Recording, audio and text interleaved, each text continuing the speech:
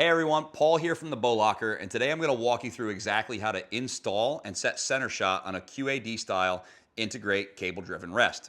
To start, you're going to want to take this outside cover off. That's what locks it onto the integrate rail. And that's going to expose the actual bracket that's going to mount to the riser underneath. You can see it has this little piece here. You're going to need to take another Allen key and loosen that up a little bit so that we can get it onto the riser. And if you notice on this, you can see there's a little white arrow. And you're going to want to match that arrow up with this little notch that most of the manufacturers put on their riser. That's right down the center of the burger hole, and that's where the engineers want you to go ahead and mount that rest. So we're going to take this bracket, we're going to get it put roughly on that mark, and we're going to tighten this onto the riser. Now, when you're tightening it, get it to where it's snug, and then don't over tighten this, all right? You can give it like one ooga, all right? No dooga after, like an impact driver, all right? One ooga, no dooga. Just get it tight on there. If you tighten it too much, you're gonna gum up the works on how this drive system can move up and down. So once that's mounted and the arrow lines up with the notch, we're gonna take this plate and we're gonna mount that over the top. That's what's going to lock it into place. Same thing with this. When we snug it up, get it so that it's snug, hand tight, and give it one ooga. Now from here, we're gonna go ahead, we're gonna flip to the other side, and I'm gonna show you guys how to set center shot before we tie any of our knocking points.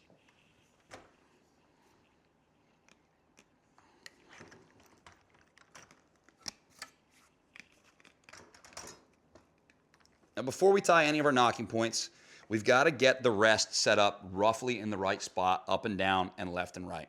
And the reason that we want to do that is we don't want to have this thing out of place, tie our knocking points, only to realize that we had it set the wrong way from the beginning. So the first thing that I want to do is I want to take an arrow square.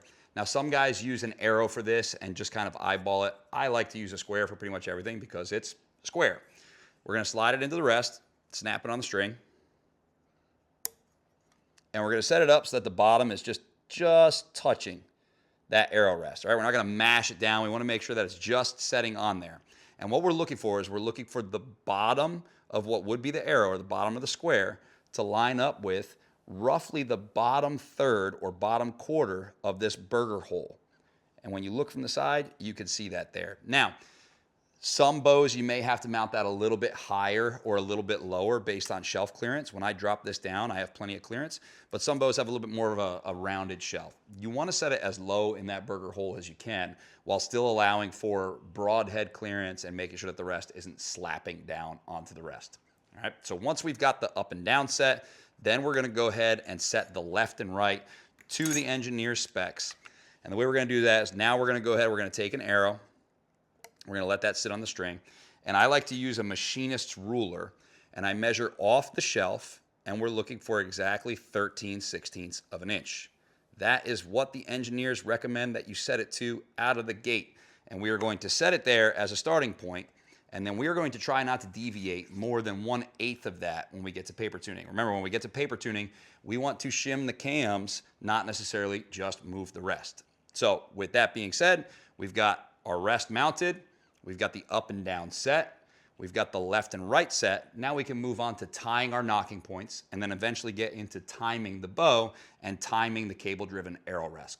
I hope this video helps you guys understand how we set the center shot on it. If you like this video, be sure to like and subscribe. We'll talk to you guys soon.